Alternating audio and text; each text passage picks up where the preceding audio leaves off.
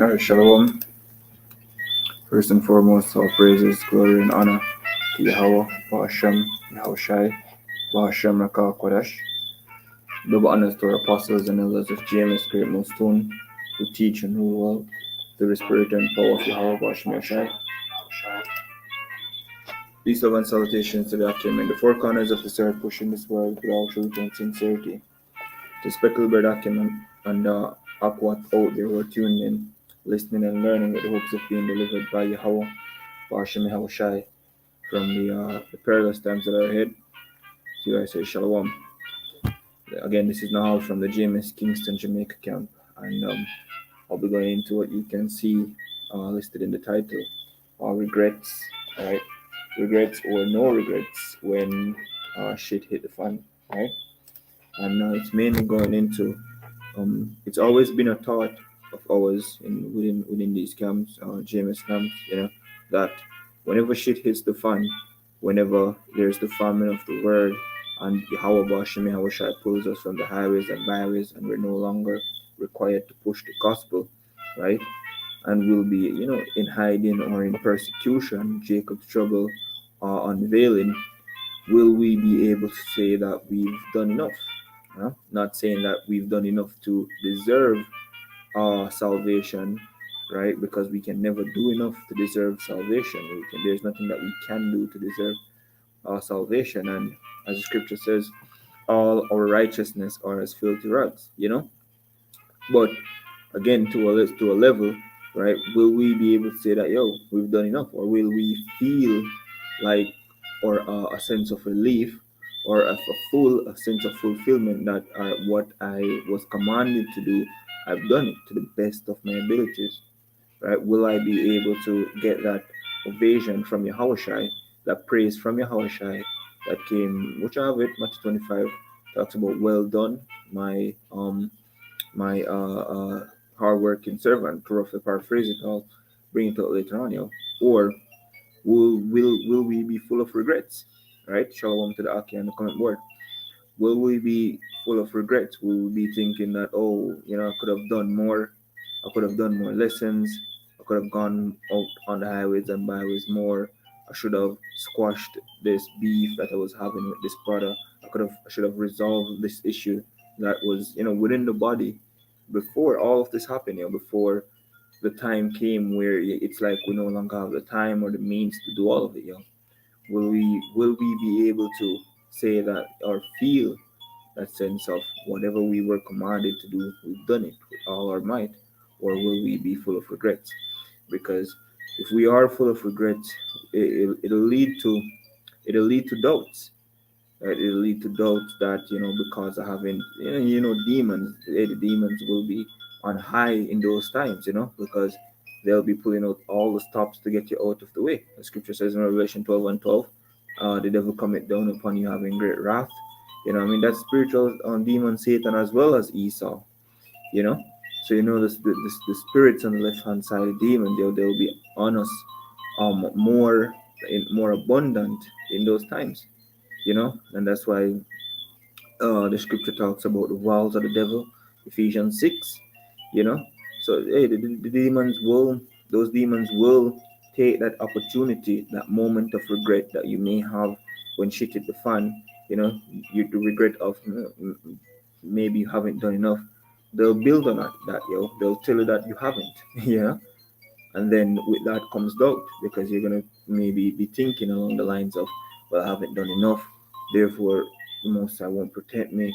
And if any little situation presents its head, whether it's the persecution, or Esau coming down upon us, or let's say us going for, let's say maybe a couple of days without food, you may be thinking that, hey, oh shit, Yahweh Shai isn't going to provide, Yahweh Shai isn't going to protect me because I didn't do enough when I had the time to do enough.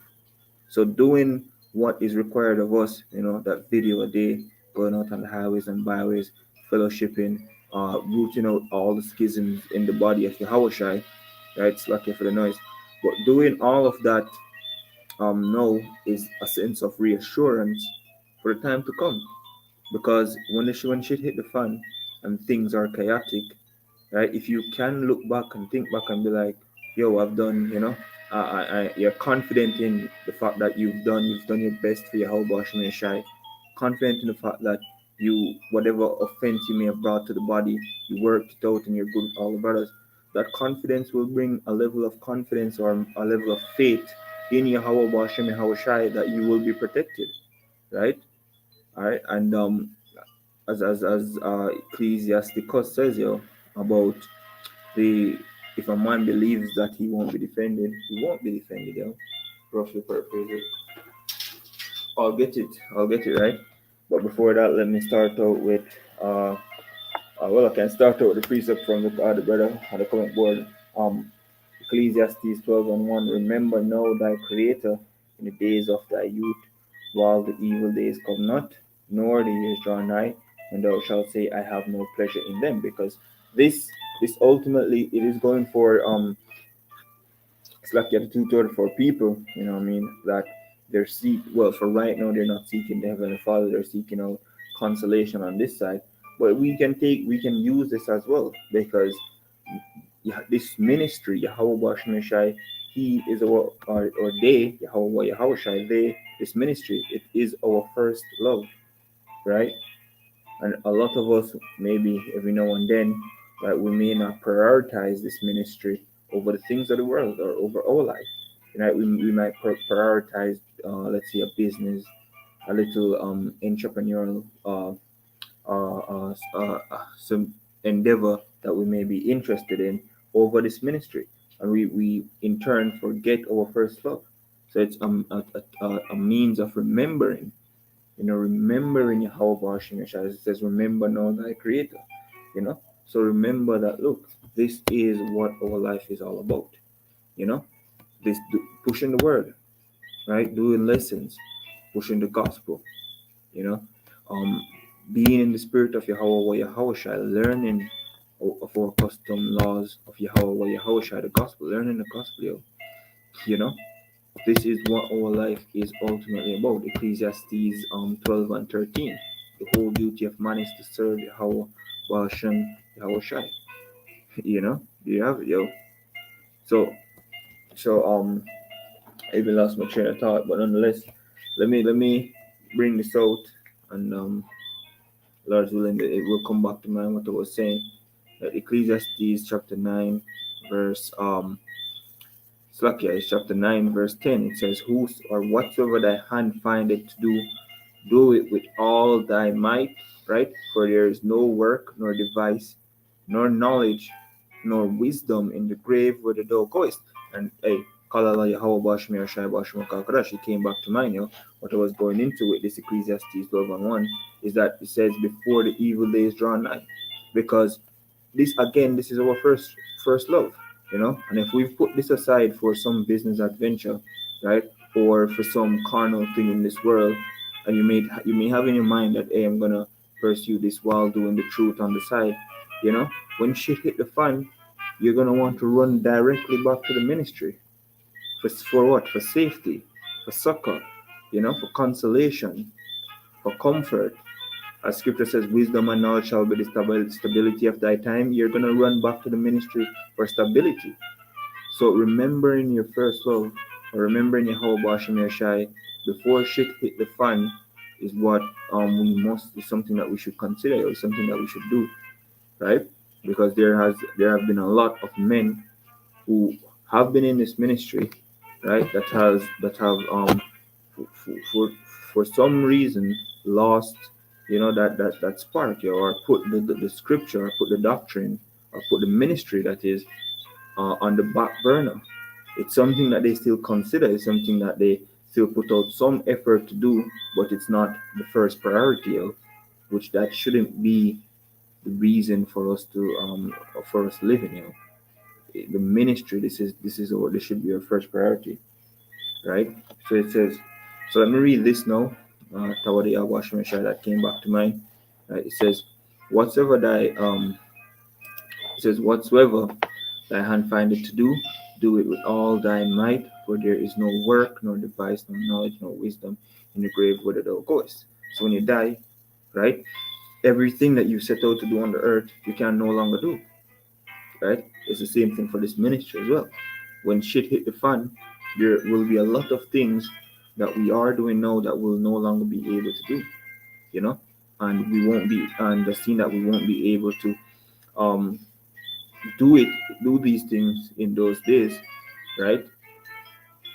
Will you will you have regrets? That's the question, you know. Will you have regrets in those times? Like, oh shit, I should have done more. I should have done more lessons. I should have done.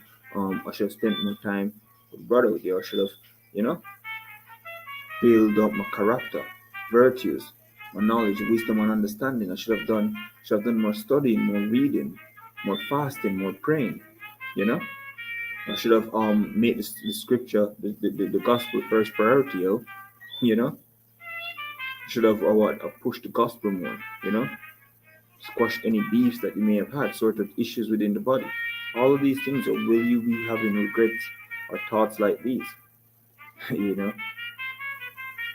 So and I'll get Second Peter. We'll see what's in the comment board here, right? Okay. So let's see here. Okay, all right. So First Corinthians chapter 9 verse 10, it says, or say he. Let's see if I can get it from here. Listen, right on the comment board. Right. Let's get the Hebrews in the meantime. Alright, so this is Hebrews 10 verse 38. It says, no, the just shall live by faith, but if any man draw back, my soul shall have no pleasure in him. Right, you know? And a whole that thing, the just should live by faith, you know? Yes, they yes, the scripture talks about ultimately us being saved by grace, right? You know? But we ought to have faith in that grace. And what faith without works is dead. There you have it, yo. So it all coincides, for lack of a better term, or they all go hand in hand. Works, faith, grace. So yes, it will be by the grace of Yahweh or Yahweh Shai that we are saved, right? But without faith, it is impossible to serve Yahweh or Yahweh Shai. And what? Faith without works is dead. So the works is required as well. You know? The scripture says, if any man draw back, you know, my soul shall have no pleasure in him. And there, we check, examine yourself to see if you are drawing back, because you may not have gone all the way off or gone all the way out, you know, but you may be on the verge of doing just that. Because the more you dwell in the spirit, the more you dwell in the scripture, the more you go hard for Yahweh Shai, right? The more you will be for this ministry. The less you will be for the ministry, until you're totally out the way, right? The things of the world will consume you more because you're walking less and less in the spirit and more in the flesh, right? And the flesh is of this world. So let me see here. I was gonna get the Corinthians 9 verse 10, right? Okay, it's like First Corinthians 9 verse 10.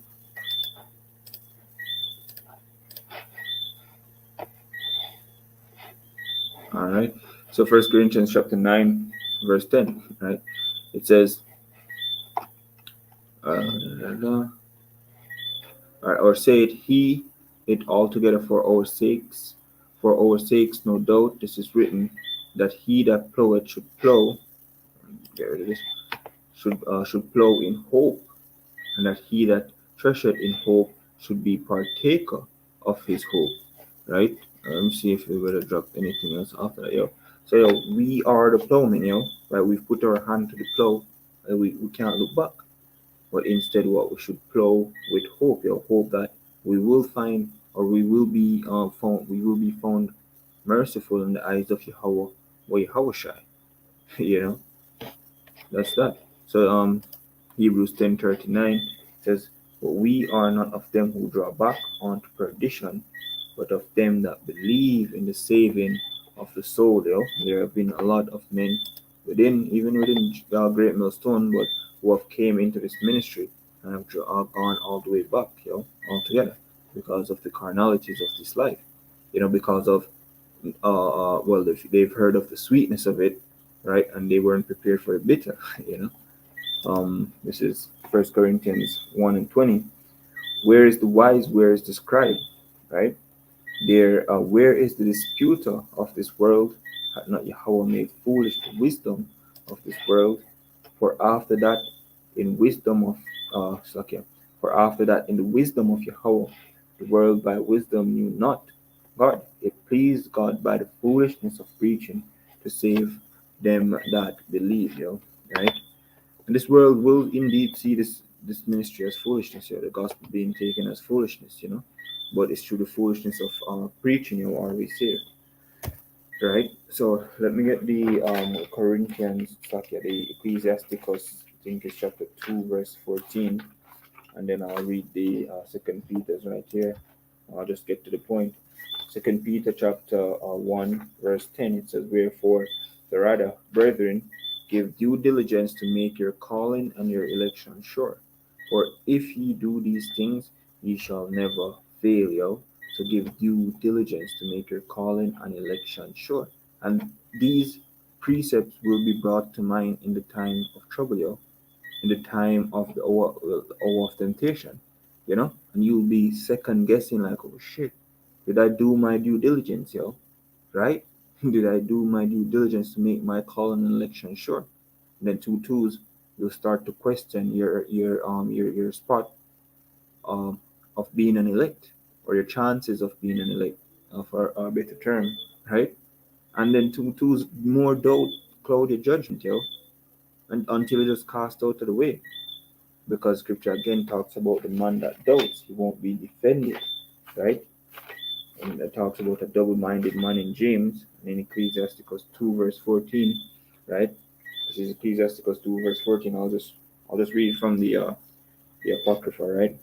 It says, "Woe unto you that have lost patience, and what shall you do when the Lord..." Oh, it's lucky. Let's start at 12. Ecclesiasticus chapter 2, verse 12. "Woe be to the fearful hearts and the faint hands, and doubts will make you fearful, Doubts will make you have faint hands, you know? It says, "And the sinner that goeth 2 ways, woe unto him that is faint hearted." It's lucky, right? Faint hearted, So imagine you in the time of trouble, shit popping off here and there. What I mean? We on the move, probably haven't eaten for a day or two, and things are just are getting worse and worse. While other brothers are hoping and believing in Yahushua that they'll be delivered, you may be second guessing, because you're having regrets. You'll be like, oh shit, I didn't, when I had liberty to do the work of Yahushua, I put it off to go to this party. I put it off to have sex with this girl that night. I put it off for whatever reason. All these thoughts will be coming back to you, because again, the devil, the spiritual demon, Satan, is a mother effer, He bring back all these thoughts flooding, in the moment, you know, and you'll be doubting in that moment, and you may be reciting these precepts, saying to yourself, the precepts have to give due diligence to make your call and election sure. Did I do my due diligence? This, that, and the third. And that brings more doubt until you're doubtful, you're faint hearted, You're faint hearted, you don't believe that you will be delivered. Right? The scripture says, he says, "Woe unto him that is faint hearted, for he believeth not. Therefore shall he not be defended." Ooh, there you have it, You know? So if you don't believe in Yahweh, or have faith in that time, which doubt will make that faith wane, right? You will not be defended. So doing your due diligence right now, right? Going hard for the gospel and ministry of Yahweh brings will bring reassurance in the time to come. This is Matthew 25 verse 21. His Lord said unto him, "Well done." All right, let's just start at all right. It's the parable about the talents, right? I'll just get to the point. It says, "After a long time, the Lord of those servants came," and we are those servants. The Lord is Yahushai, right? I reckon it with them. It says, "And so he that had received 5 talents came and brought other 5 talents, saying, Lord, thou deliverest unto me 5 talents. Behold, I have gained beside them 5 talents more." Ooh, there you go, yo. you know? So this is, and it goes down further. The other one got 4, and the other one got 1. And the one that got 1. Let's read this one, and I'll jump to 1. Right. So it says, and so let's read it again. And so he that had received 5 talents, right, got the wisdom, knowledge, and understanding. This is us, yo. Right. Hopefully we are a part of the elect. You know, came and brought other 5 talents, saying, so they went out, did their lessons, did their videos, edified the flock of Yahushai, you know, did what was required of them amongst the brotherhood, right, with the sisters as well, for those who are maybe associated with the sisters and such, you know, ultimately did what was required of them, right? He says, Lord, thou deliverest unto me 5 talents. Behold, I have gained beside them 5 talents more. His Lord said unto him, well done, thou good and faithful servant. Thou hast been faithful over a few things, I will make thee ruler over many things. Enter thou into the joy of thy Lord. And that's what we hope to hear, right? Let's jump to verse 24. It says, then he which had received the 1 talent came and said, Lord, I knew thee, thou art a hard man, reaping where thou hast not sown, and gathering where thou hast not straw. And I was afraid, and went and hid thy talent in the earth. Lo, there thou hast thine, that is thine. Thou, that's a tongue twister right there. There thou hast that is thine, right? His Lord answered and said unto him, and this is speaking to a man that has gotten this knowledge, wisdom, and understanding, and just sat on it, right? Just sat on it, right? Not doing anything, not pushing the gospel, not edifying the body, It says, his Lord answered and said unto him, thou wicked and slothful servant, thou knewest that I reap where I sowed not, and gathered where I have not strawed. Thou oughtest therefore to put my money to the exchanges, and then at my coming I should have received mine own with usury. Take therefore the talent from him, and give it unto him which had 10 talents. And right there is what I've been talking about, If you do if you do what's required of you, you get more abundance. Confidence will be with you in the time of trouble. Just as this man that did, right? He got the 5 talents and he flipped it. He got more at the end, right? And the one that didn't flip his talent, it was taken from him. And precepts like this will be brought to mind as well in that time of doubt. Were you that slothful servant? Were you that servant that was given your talent and didn't flip it? Will you be rebuked by Yahushua when he comes, when he returns? Because there is a precept that talks about there are many that will go on to Yahushua saying, Lord, Lord, have we not prophesied in thy name? And in thy name cast out devils. The Lord will say, move, get away. Well, basically, shun them, saying that I know you not, So all these doubts will be brought to mind, All these doubts will be brought to mind, right? So it's yes. There you go, Ooh, beautiful precept, Luke 19 and 13, that he called his 10 servants and delivered them 10 pounds and said unto them, occupy till I come. And occupying, is something that's done constantly. We should be, ultimately making this our first priority, because this is what we are alive for. This is what we go to work, earn our 9 to 5 or daily bread, and survive to do, right? This is what our priority is, So with that, hope this lesson was edifying through the spirit and power of Yahweh, Yahweh Shai, giving all praises, glory, and honor to Yahweh Bashim Yahweh Shai, Bashim Kodash.